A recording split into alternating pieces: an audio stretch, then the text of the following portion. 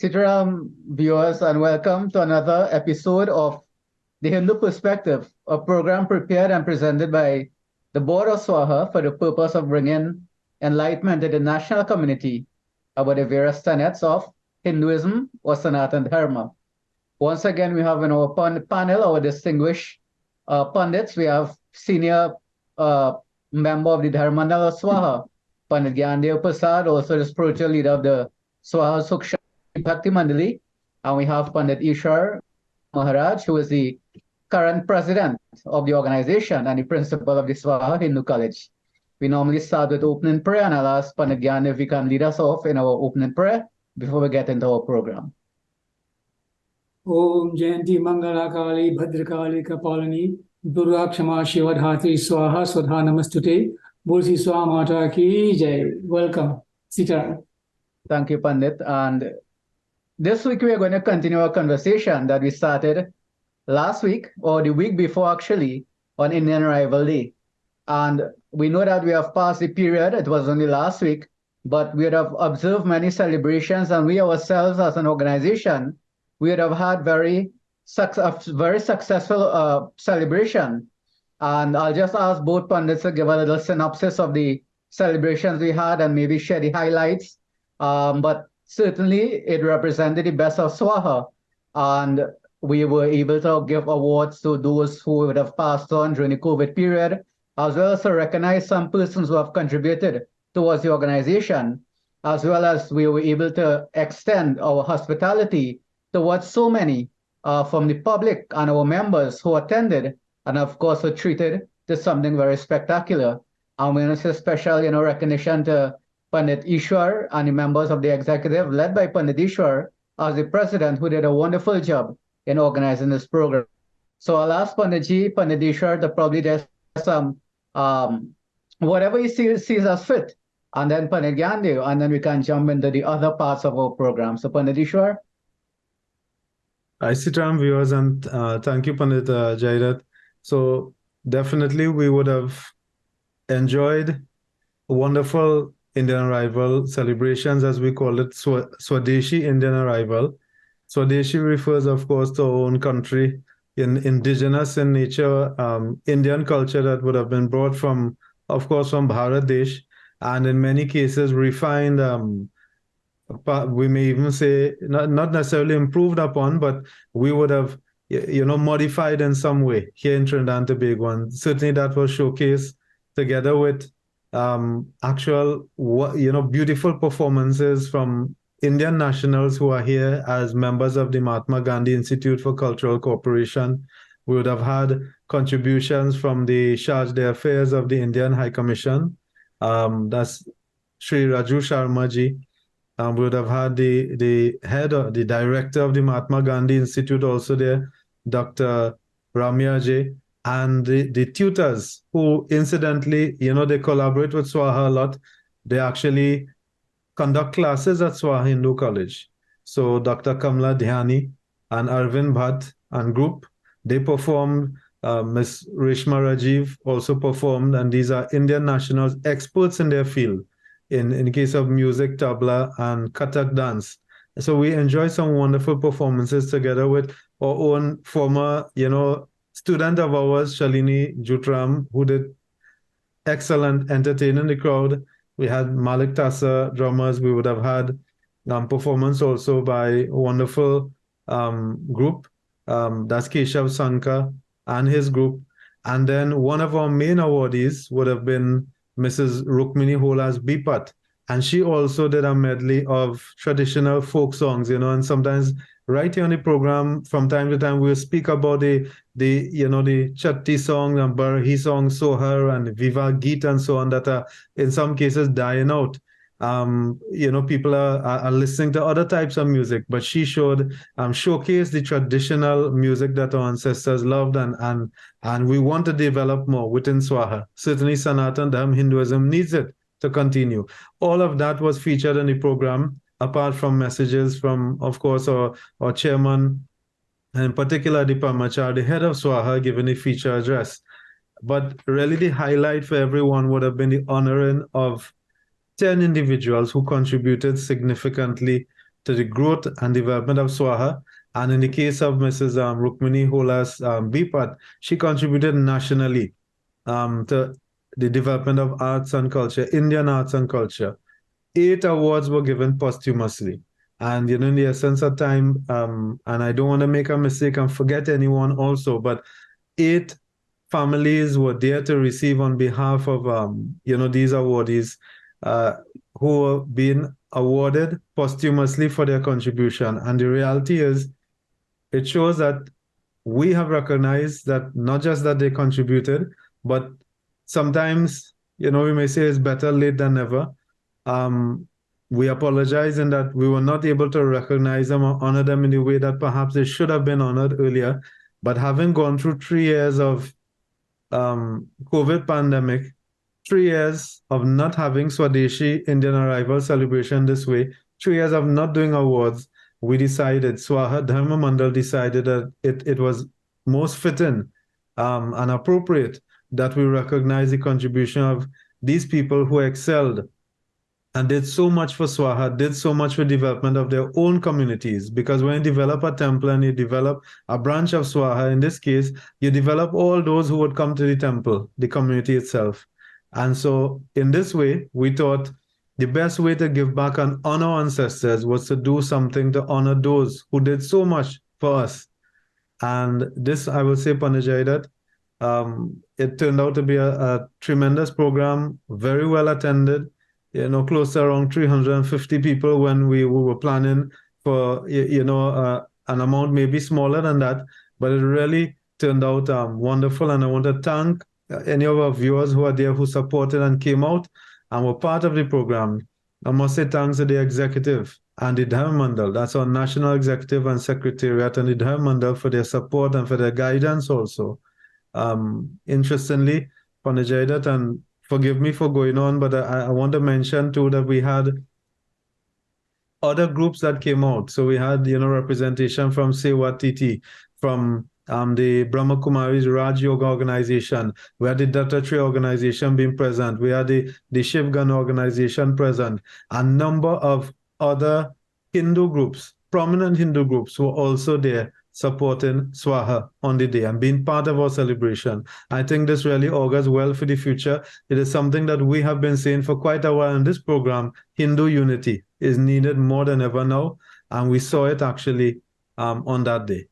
Panaji? Thank you very much, Pandit Ishwar. And yes, the unity was there, and we would have seen that, not just amongst Swaha and our community, but of course, all of the various groups that came together and who would have accepted the invitation. And you are right, that does augur well for the future, given the society within which we live and what is expected of us as a one community and one group working towards progress. So Pandit, we'll pass over to Pandit Gyandev, to share his views and his thoughts. I agree totally with the sentiments of the President, Pandit Ishwar, Madhu Maharaj. And you may wonder why are we speaking about Indian Arrival Day now? All of it has gone. And that in itself is a message. So sometimes we take things too seasonal. So Indian Arrival Day, we wear any sari, we try to show Indianism, Hinduism, and then finish it, we're done with that. We are saying we have to have a continued effort. So all those things that have been done, all those programs are planned, is for us to continue on this path. On the day itself, the Paramacharya mentioned about great Hindus of the past. But the question is asked, who are the great Hindus of today? So the future generations can talk about us. It makes no sense talking about a man 5,000 years ago. We recognize the contribution. But we have to understand what are we doing. And this is what Swaha emphasizes. So we thank all who attended. And we thank all those supporting Swaha to make sure it become a permanent institution. So that down the road, our children and grandchildren can refer to us as persons who make a great contribution to make sure Hinduism strives in Trinidad, to make sure the Indian community is taken care of. I prefer to say Hindu community, where Indian community becomes a bit vague. Once it's written, will you consider someone Indian origin with an orni on, sitting on a church, singing a hymn, is that an Indian? Now people in India will say yes. So we are denying that. What we are saying, we can identify clearly who a Hindu is. So sometimes I tend to think you should stop saying Indian rivalry and say Hindu rivalry. Now the Muslims will say, oh, look, we could say Muslim rivalry, fine. The Christians were there long before. So the Hindus, they make focus on what we are doing. And if you look at it carefully, most of the people who celebrate Indian rivalry are Hindu-based organizations. So we have so hard, rightfully said by President and Panchayat, we're looking for unity among ourselves. We're not going to, bring down ourselves, make ourselves lost in that unity. So when there's unity, somebody come on top, somebody come below. There's not equality.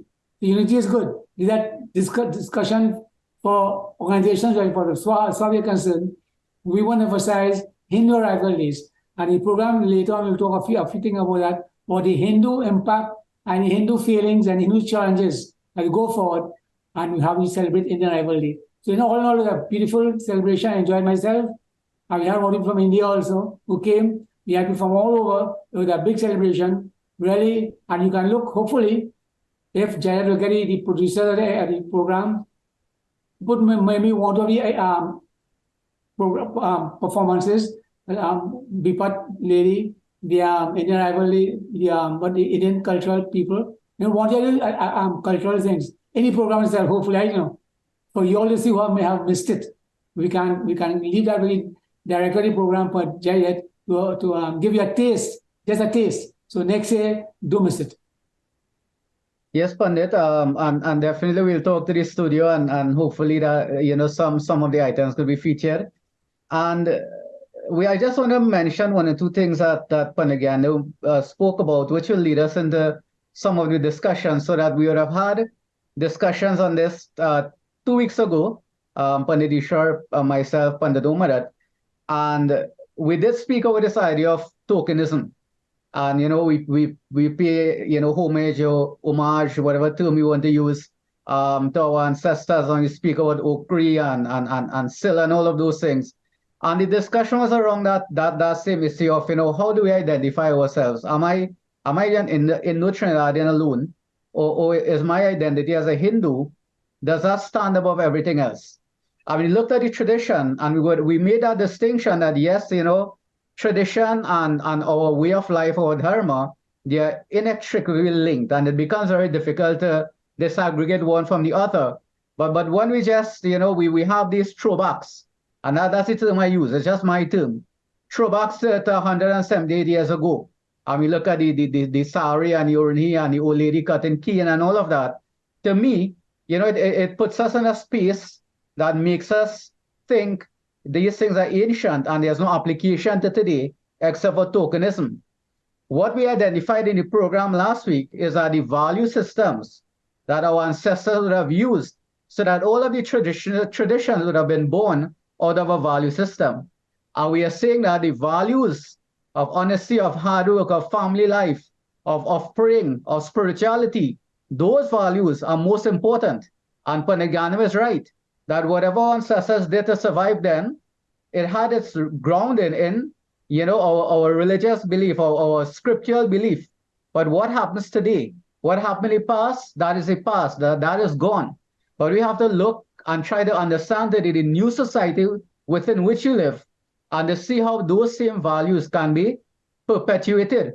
And this is why we have our schools, we have our temples, we have our organization, and that is what we seek to do, to ensure that the ideal principles that were practiced by our ancestors, that give rise to those traditions, that those same values will come today and ensure that the practices that we have for a modern world, a different world, are still will ensure that those values, they get propagated.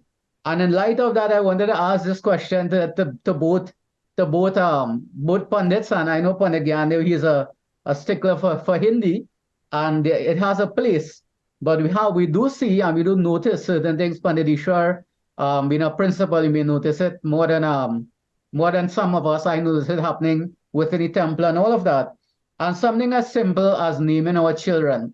Now we know about Katha. One person, I can't remember which scripture it came from. It was Bhagavad Mahapuran with the name Narayan. And by naming his son that, he was liberated by simply calling the name of his son because he was missing his child.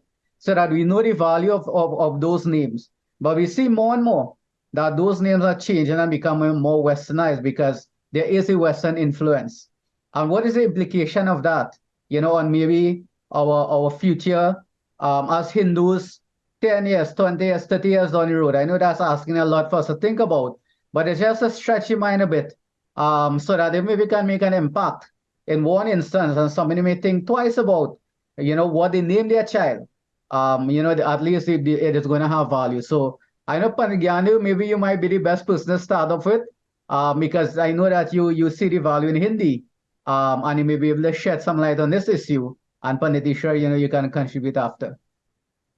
Jaina, there are very important points you have made. I want to take it on a broader level. And I'll bring it down. When I was in UE doing a degree in English, I also did it in Hindi. One of the English lecturers came in the room and tried to make a joke. Teacher tried to break the ice by trying to make a joke or something, right? He said her son does no difference between Aji and Bhaji. So I told her loudly, I said, son, stupid. You know Aji and Bhaji is different? Did you hear the sound of it? And this is what we are not being taught in school. Hindi is a phonetic language. We are going into details here. But there's no letter, there's a sound with a letter assigned. Give you a simple example, I say but. B-A-T. But. Here is on A. If I say about, the same is on A. So in Hindi, anybody who learns Hindi can speak any language. Can speak any sound you can make. Hindi has the widest range of sounds one can make. And this is where the problem comes, where you don't want to name a child Bharat or Ramkaran. You want to name them John or Thomas or whatever, because they shy away from the Hindu pronunciation. So I told persons in the teachers' college and university, if I can say Bharat and you can't say it, you are inferior to me linguistically. Go and get some linguistic training. I made a suggestion also that every primary school, everyone should learn linguistics. So we have an African name, Swahili name, English name, Spanish name, French name, you can pronounce it. Because linguistics you're learning, not a language. Most people are opposed to teaching Hindi in school. Up now we have Hindi trying. They pay people here and there and so on trying. The Hindu schools trying their best to teach Hindi. So we are saying, at the Hindu perspective, let everyone learn linguistics. Linguistics is bring it to you. I know what ironic. Somebody said recently that everybody's celebrating their arrival day. So the Venezuelans should submit their arrival day too. They should celebrate arrival day. Another person said, well, if Venezuelans have to celebrate arrival day, it will be 365 days a year because they're arriving every day. But the point is made that Venezuelans are coming here and from media to the government, everybody propagating Spanish now. So you have to want to learn Spanish. The put in Spanish signs all about. But Indians and Hindus are here more out of 177 years ago, 178 years ago, and Hindi has not been propagated. Not been propagated. And then this is what he's talking about. Indian rivalry. You see who learn Hindi? From singing bhajan, especially classical singers. Any fellow singing the cinema song, not learn properly. So we have to say Hindi is applicable. I remember this is not pronounced, no boast, but it came to put applicable. When I went to India on a scholarship, a Hindi scholarship, when I came back, they tell me write a thesis on what the purpose of Hindi in Trinidad. The ministry told me if not applicable, they will stop the scholarship, they might stop it, never know. I wrote them a long thing. And they saw the relevance of it. They didn't stop the scholarships. Because in my time, I didn't stop paying people from going. India alone pay them now. When I went, the government of Trinidad paid me to go India to study Hindi. After that, they stop it. But I showed what going on in Trinidad. We have to start agitate as Hindus. So when arrival day come, what are we talking about? When you celebrate your birthday, do you wear a pampers and put a bottom on a line on a crib? Anybody do that? For celebrating your birthday, when pampers put a bottom on a line on a crib? So this is also I'm trying to make us do. When you arrival day, get a Kriya Musar, when I dhoti, and go and play Jahaji. That serves no purpose. Let us get things going. Let us agitate to get things that make us develop in life. So we are saying, and a very important point here that we start from, language. Our personal language, our culture, are lost people. So we have to start propagating our language, and SWA is doing that, International is doing that, and we are saying the Hindu perspective is emphasizing that. If we don't teach Hindi, teach linguistics, so that everybody can pronounce names properly. Even right now, you hear Hindu, so-called Hindu association, Mahabir, not Mahabir, Mahabir. Yeah, all about bad pronunciation. Some people make it trivial. It's not trivial. If you show me disrespect for my name, then you disrespect me. Yeah? You disrespect my culture, everything. So it starts from there, child. That's very important point. Let us get the Hindi pronunciation correct. Let us learn Hindi. Everybody should make conscious effort. I know for a fact Panishwar is doing that in school. They have people teaching Hindi. So we want to make a plug today for that. If they can teach Spanish all over, let's put Hindi all over too. In Swahili college, we have Hindi all over. We have Hindi being used. So Pranjay, language is important. Let our Hindu people, I will get a good name. I'm promising you, call Pranjay, we'll get a good Hindi name for you. When child born, no John and Thomas and Harry name. Well, it's Harry, Mr. Harry. You give him a good Hindu name. Because some people feel, no, in the past I know a fact. And when I went to school, one for name was Putku. They make fun of him. What are you putting a name Putku for? God, man, getting a good name, no? Hey, you're putting a name like it, call us. Call Panishwar, call Pranjay, we'll give you a good Hindu name based on the planetary research and so on. But start with that. It's already going on, but we have to stop it somewhere. From now, make the young Hindu, give a child good Hindu names. I will promising you, you will get a good one, call us, we'll give you a good one. Pranjay. Thanks, Pandit. And Panditishwar, as an education institute, I know that, yes, you pay teachers to come and teach Hindi. But what other initiatives you do at the school, to try to make the students, even if they understand one word, to push them in a direction that whenever they may have children, etc., that they feel proud to give them names, of noble names from our ancestry.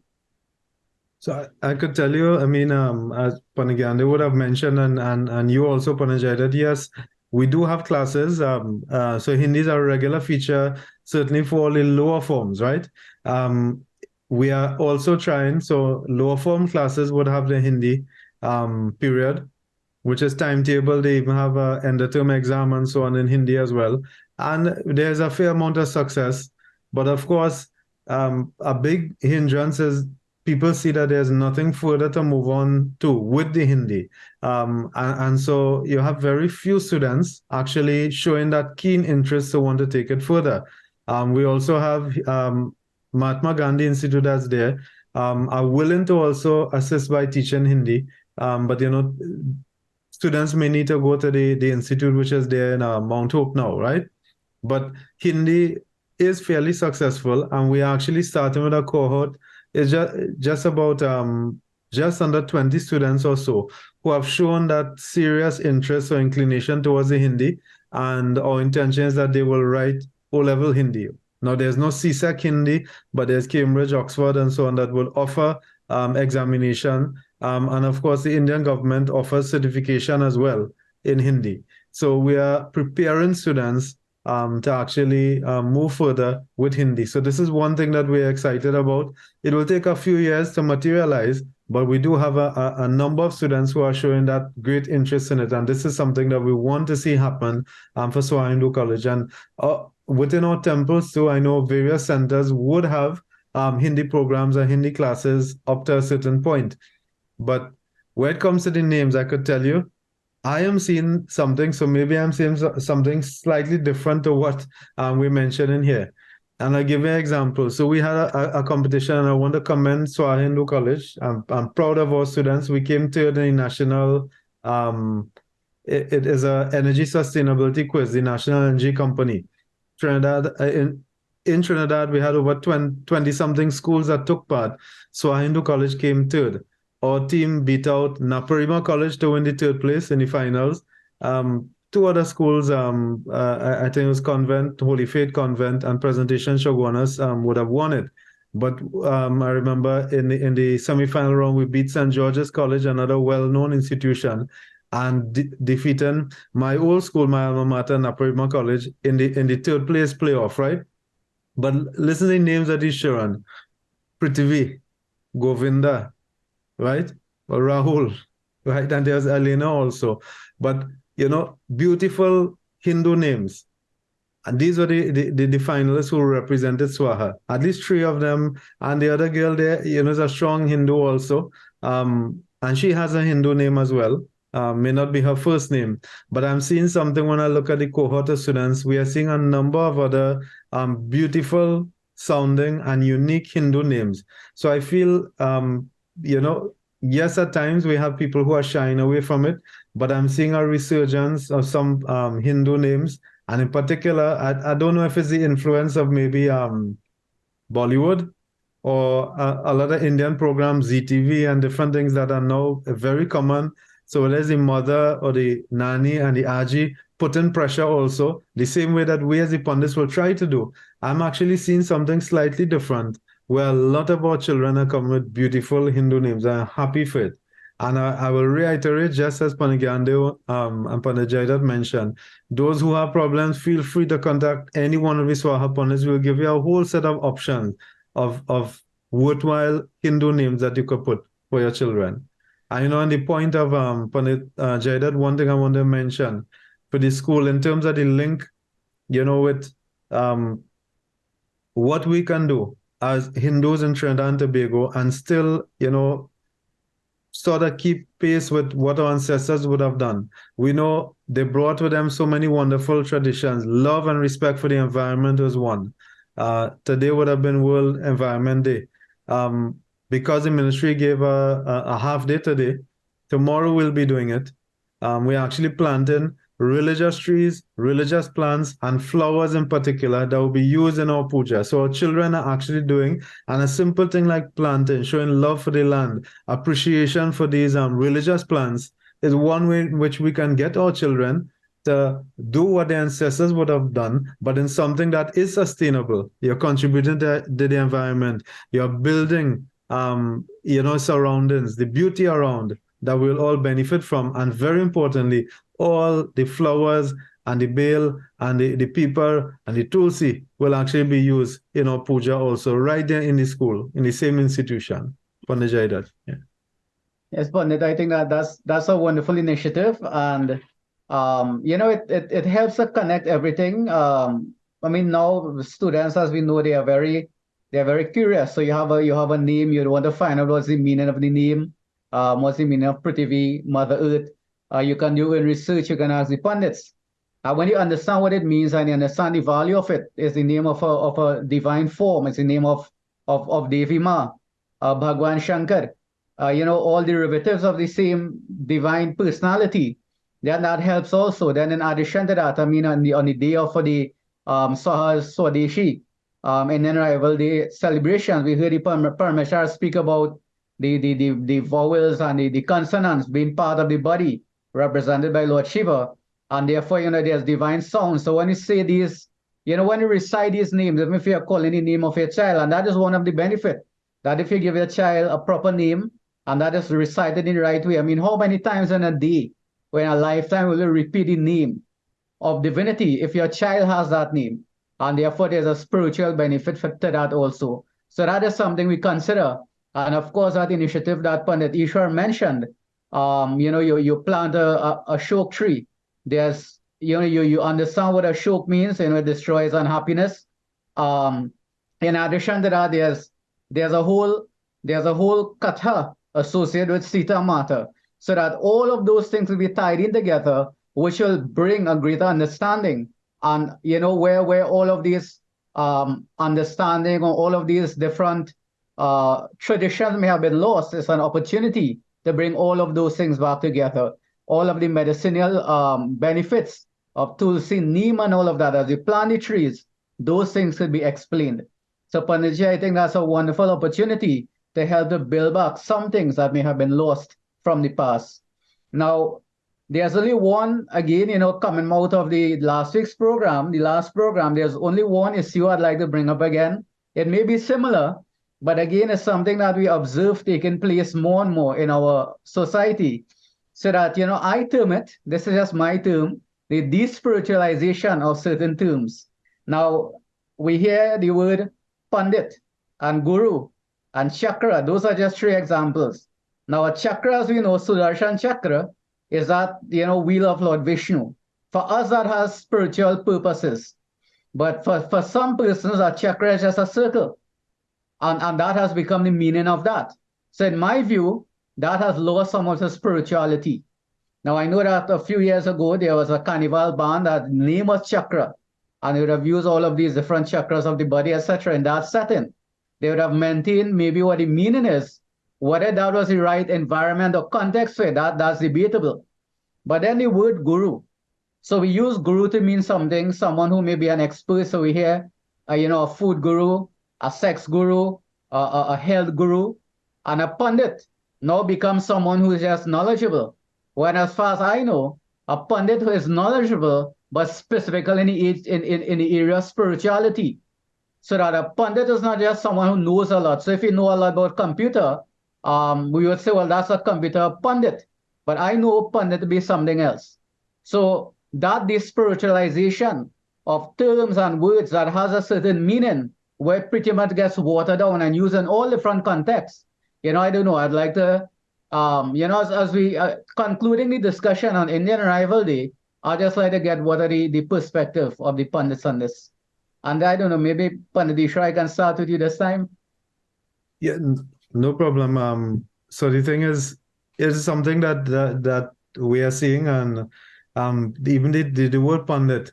Most people, when you look at the BBC, you look at CNN, for any time you hear pundit, is a political pundit or a pundit who predicts, the odds for racehorse and horse racing and odds for sporting events and betting and so on. And it really is unfortunate that highly respected name or term has now become associated with it. But it all started because of the fact that the person is considered expert in the field, spiritual matters. And so from being an expert in spiritual matters, Hinduism then, they have taken that one, let's say that secular aspect and ascribed it to being an expert in any particular field, right? It's something that I don't know if it's inevitable, but you're seeing it across, with Guru, another good example that you gave.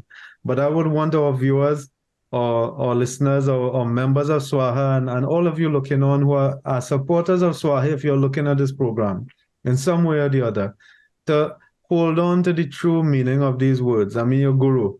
Understand, learn a little bit more, and you'll learn from this program and from doing your own research and even checking the SWAHA website and the Facebook page and social media and so on. What a real guru is. What are the attributes of a true holy man or pundit, which our scriptures speak about and declare in no uncertain terms, and have respect and consideration for yourself as followers of Sanatan Dharma, as Hindus, as devotees who have come from this great Indian civilization, to hold on to these wonderful terms and not allow them to be watered down or adulterated by in any flippant way. So it is disconcerting, is very disappointing, but it seems to be almost in natural order of things. It's a progression. It's something that's happening. And I would want our children to learn the correct things. And again, I always go back to the school. This is why love for certain words we would have given. Panagande would know this. Panabaram started it as the first principle. Words like Satyam, Saucham, Daya, Dan, right? Truth, compassion, cleanliness, charity. Instead of just saying charity, we tell them Dan. To let them get the love for Hindi, yes, but appreciation for some of these terms that are so important. We don't want them to become, lost into oblivion. So I don't know what else we could do, Panagande, to bring back some sense of sanity to people and some prominence to these words. But certainly we respect each other.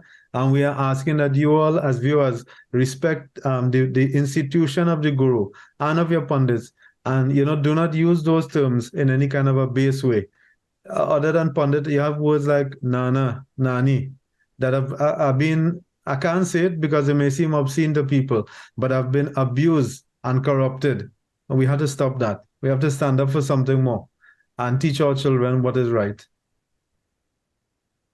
Thank you very much, Pandit Ishwar. Pandit Gandhi. This discussion is a very technical one. Let me put it this way. Language is dynamic. I personally have no problem with using word guru or chakra in any situation you want to use it in. You see what happens, part of the problem in parts of teaching Hindi was that we teach Hindi as a religion, a religious language. If we delink religion from the language, then people learn more. Many people see Hindi as synonymous with religion, Hinduism. So there is a discussion we have to engage in and see the right approach. So that, in my opinion, they use Hindi language, they use words from language, fine. We have Spanish words in English, we have French words in English, we have Arabic words in English. The language is dynamic, so they can use it as they see fit. But what we have to do is understand that the language itself is neither derogatory or anyway put in a pedestal. It is language gives words and words give meanings. This is why if you study Hindi and we're telling people let's learn Hindi, either have to learn get the approach as a religious language or as a language like French or Spanish. So just as you learn French or Spanish, you just learn Hindi, you can read Hindi, understand Hindi, speak Hindi, or French or Spanish. So if we link it only to religion, it will be, in my opinion, a bar to really expanding the learning of Hindi. And I've had discussion with many people in Minister of Education also, and they had the same opinion that if you take in religion, in other words, you are bringing religion to the back door. You bring Hinduism to the back door. I want to teach Hindi in schools. So we are saying teaching Hindi as a language, use as a language. And when they had a better understanding, then recognize that certain words have connotations. Every language has that problem. Every language has that problem. So we can't be, what you call too sensitive and say these words must not be used in this way. I'm glad you use Hindi word. I'm glad it's not Hindi word. But time will come and use it better. Now, this commander, in last program you all had, when we talk about the three things in culture, Bhesh, Bhasha, Bhojan. This is commander, but what is commander? Bhasha, language, which we started with. So we are saying, let us use the language. And if you ask, I remember, I teach Hindi in Valentine Girls College.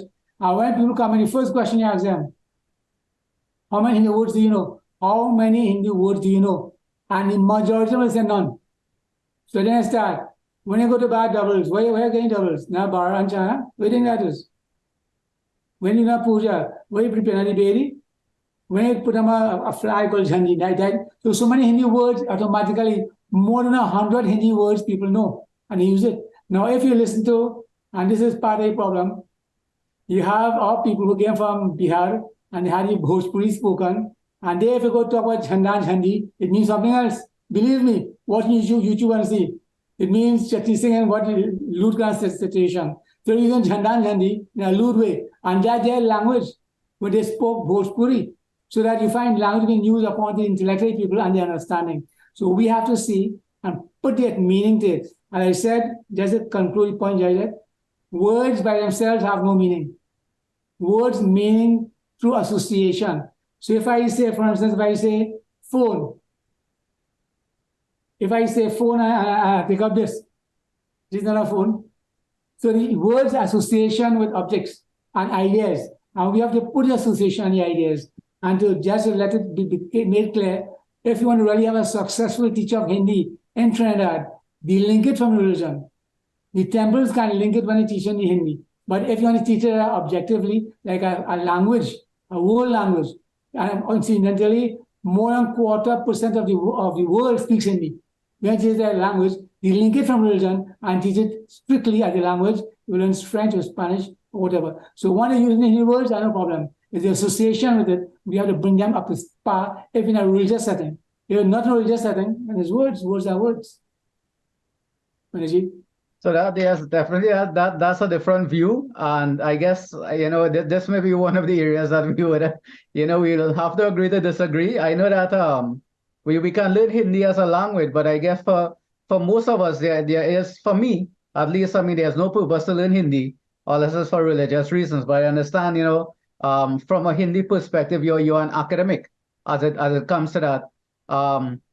But at the same time, words do just have simple meaning. But words do connotate certain concepts. So I would still believe that whether you link it to religion or not, a pandit or a guru, the concept of that is someone who is a spiritualist. Is in the same way that we use God or we use Bhagwan, and God is a concept of a Western figure, and there are certain characteristics of that is not the same as we know to be Bhagwan. So that when we refer to or we mean Bhagwan, but we say God, it's really two different things. So I know words, yes, words are words, but to me, we need to understand the concepts. And when you understand the concept, what something means conceptually, And what does that, and what it encompasses, only then we may be able to say, well, this should be used in this way, or this should not be used in this way.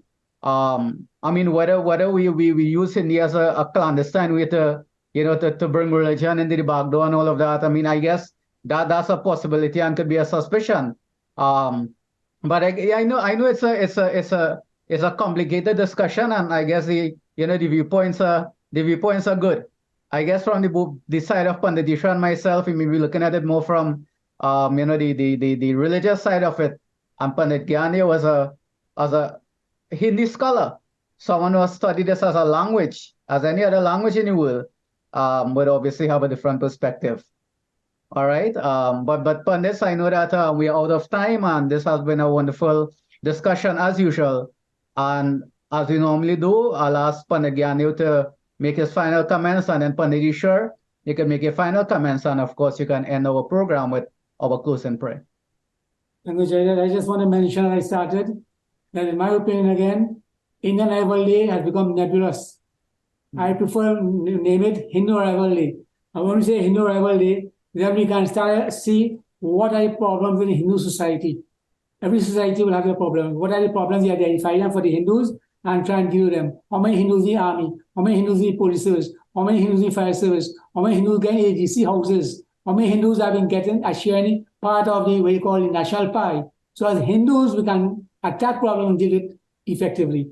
And to conclude, we have more bigger problems coming up. Who pay property tax? Who going to pay all these taxes? And I want to end by saying this, that I am agitating. And I hope the community sees it. And those politicians who want to oppose and propose and so on, bring this forward. They must have public viewing, public record of all taxes being paid. Otherwise, certain people in this country will pay tax, certain will not pay tax. And that is clear enough. Because people don't pay rent for agency houses. Some people don't pay water rate, some people don't light rate. But you want me to pay property tax? I want to see all who pay property tax. I hope the politicians who oppose and dispose, let it from that point. We must have public accountability and public ability. Check. I want to know if somebody in Pinal pay property tax. I know somebody in Lavandil pay. I know somebody in Porospen pay. I want to know. And then I have no problem paying. So we don't have public, we call accountability, like in the States. We have that here. And I want to end by saying, I'm going to thank my son, Dr. Lomas, even though I'm not going to go to I have him in Miami, stay with him his house, and he's the only person that we started name. His name is Lomas. When he went to school, people know what name is Lomas. Lomas is like English name, right? One of the greatest rishis here. So if you have good names, as Panishar said, Jaidat, call us. We give good names. So I thank my son, Lomas, and Dolahin, Harati, for accommodating me here today to carry the program also. Thank you very much. I pass back to Pandit Jaidat. Yes, and hopefully we'll see them on the program next week to make their contribution. Yeah. Yes, you will see. Pandit Ishwar? No, I'm looking forward to that too. As you mentioned, Pandit, Dr. Lomas and his Dharmapatni.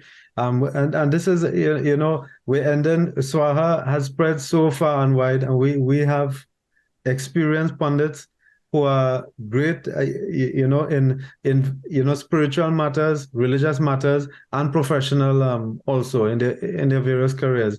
And we talk about what our ancestors stood for. To end on the point of Indian arrival and many of the things that they stood for, among everything, to get their children, grandchildren, the strongest desire was for them to be taken out of poverty. And what would get them out of poverty? Education. They saw the importance of education and the relevance of making sure they do everything they could to educate their children and grandchildren. And so today, Panditji would have mentioned his son and my sons, in fact, daughters-in-law, who are all quite educated, and many of our viewers also.